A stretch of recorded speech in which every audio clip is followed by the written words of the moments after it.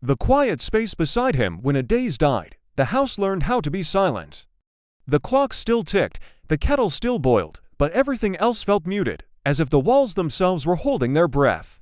Chinadu moved through the rooms like a visitor, careful not to disturb anything she had touched. Her slippers stayed beside the bed, her favorite mug, chipped at the rim, remained on the kitchen shelf. Moving them felt like betrayal. For 2 years, grief became his companion. It sat beside him at meals and followed him to bed at night.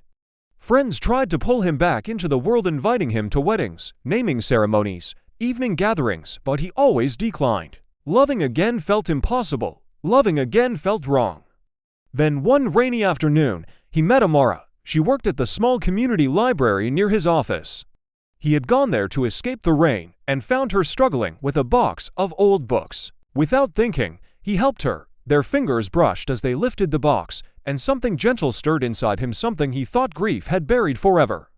They began to talk, first about books, then about life. Amara laughed easily, but she listened deeply, as if every word mattered. She never rushed him, never asked questions that hurt. Slowly, Chinadu found himself looking forward to the sound of her voice, the warmth of her presence. That was when the guilt began. At night, he lay awake, staring at the ceiling, Addie's face vivid in his mind.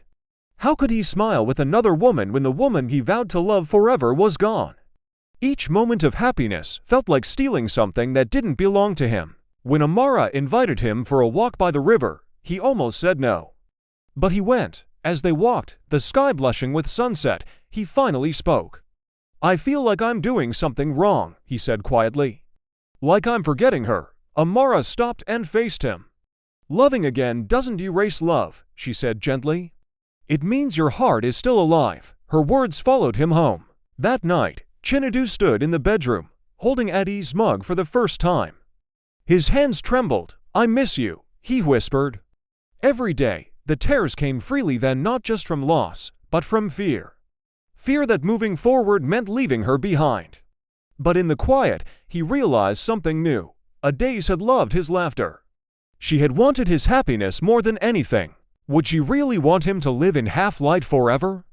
The next morning, he placed the mug back on the shelf, but this time, he dusted around it. When he met Amara again, he told her the truth, that he was still healing, still learning how to carry memory and hope at the same time. She nodded, understanding written in her eyes. They took things slowly. Some days were heavy, others light. Guilt still visited, but it no longer ruled him. Chinadu learned that love does not replace love, it expands it. And in the quiet space beside him, where grief once sat alone, there was now room for memory, forgiveness, and a new beginning.